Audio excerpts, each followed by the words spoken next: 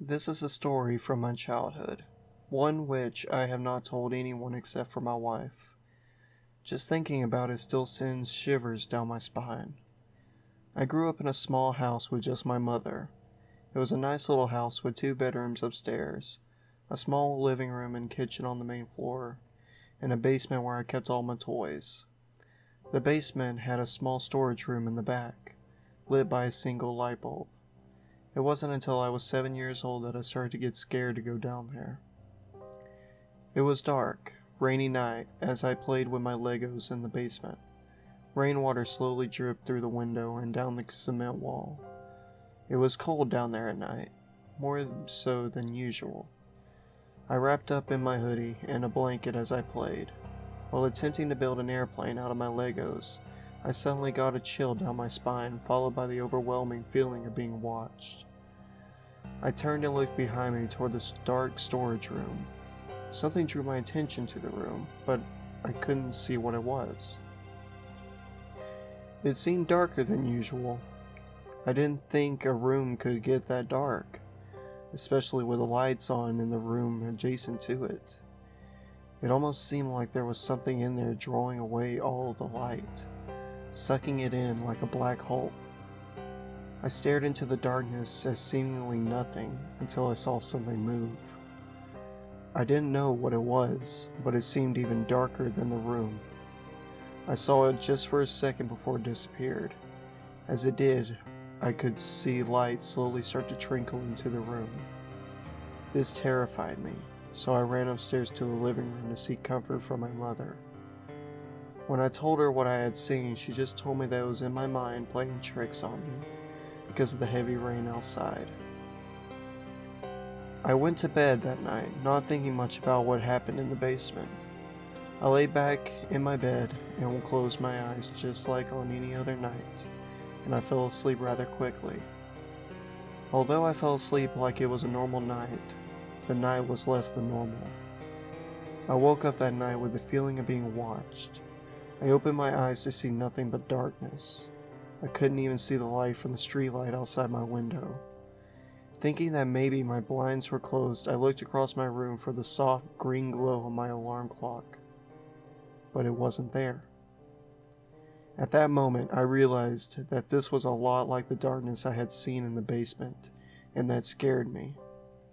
My fear doubled in an instant when I thought I saw movement in the darkness. In my terror from seeing that there was something in my room, I pulled my blankets over my head and screamed. In the midst of my screams, I heard my door open and the soft call from my mother. As she sat down on my bed, I slowly pulled the blankets off from my very head and looked around the room. The light had returned to my room, and I could now see the soft glow of my alarm clock blinking 2:17 a.m. and the light from the streetlight outside my window with my blinds fully open. My mother asked me what was wrong, and I told her what had happened. Reassuringly, she told me that it was just a nightmare and to go back to sleep. She gently kissed my forehead and left my room, closing the door behind her. It was hard for me to fall asleep after that, so I just watched my clock slowly tick away the minutes. This went on for about 2 or 3 months, staying at this level of activity, nothing more than the feeling of being watched in the darkness. However, that all changed on Halloween night. It was a typical Ontario Halloween night, cold, windy, and rainy. I had returned home that night from trick-or-treating with my mom at about 8 o'clock and went down to the basement to play with my toys for a bit before bed. I could hear the rain tap against the basement window and the wind whistling as it blew between my house and my neighbor's house. Something was unsettling in the basement that night, more so than usual. As I played, I thought I heard sounds coming from the storage room, but every time I looked, there was nothing. This was nothing strange to me as it's been happening for the last few months, so I continued to play. I played for about 10 minutes when the power suddenly went out, and that's when everything changed. As soon as the power went out, I heard more movement from the storage room behind me. I immediately looked behind me to see a quick flash of red light, and then darkness. As I stared, I could hear footsteps from the dark room, but I could see nothing. The footsteps slowly made their way toward me, the darkness somehow getting darker as they approached, until they suddenly stopped. I moved my eyes around the room, careful not to move any other part of my body in fear of whatever this was would see me. I looked around the room trying to see what this thing was, but I could see nothing. It was so dark I couldn't even see my feet. I wanted to run upstairs to the safety of my mother, but I was frozen in fear, so I didn't move a muscle or even breathe. I sat in silence, listening for whatever was in the room with me.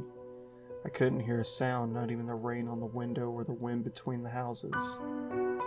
As I listened, the hair on my arms and the back of my neck stood up on edge, and I got chills down my spine. And that's when I heard it.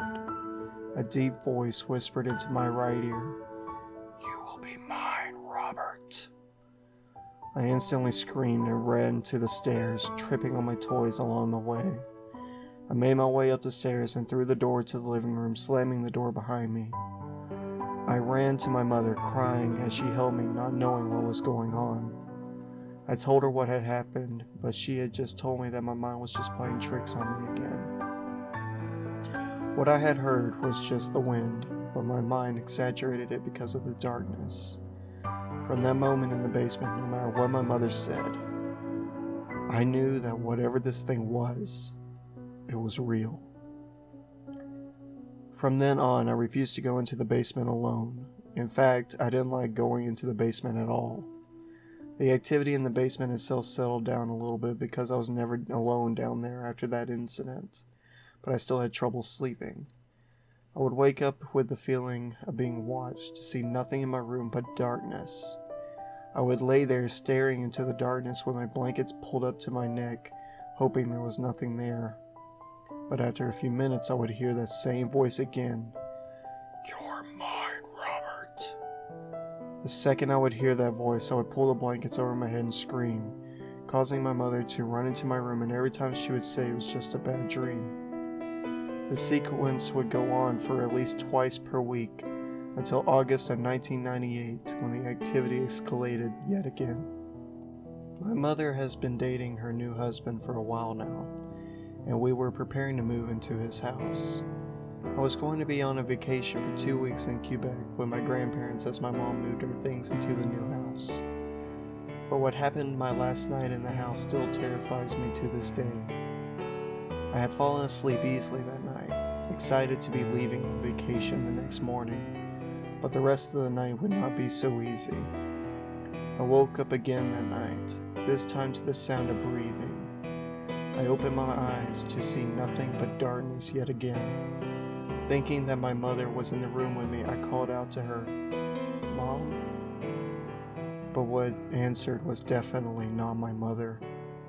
It was that deep voice yet again. "Your mother is not here. She can't help you, Robert.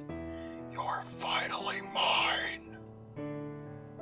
I continued to stare into the darkness, thinking that it was my imagination. But as my eyes adjusted to the darkness, I could see the silhouette of the dark figure standing at the end of my bed. I immediately pulled the blankets over my head and screamed, but my mother didn't come. I felt pressure at the end of my bed as it was someone was sitting on it. I screamed again. Suddenly, I felt something grab onto my ankle under the blankets and pull. I somehow managed to turn onto my stomach and grab the end of the mattress, but it only gave me a few seconds before it shifted and I was pulled right out of my bed. I continued to scream, louder than I have ever screamed before.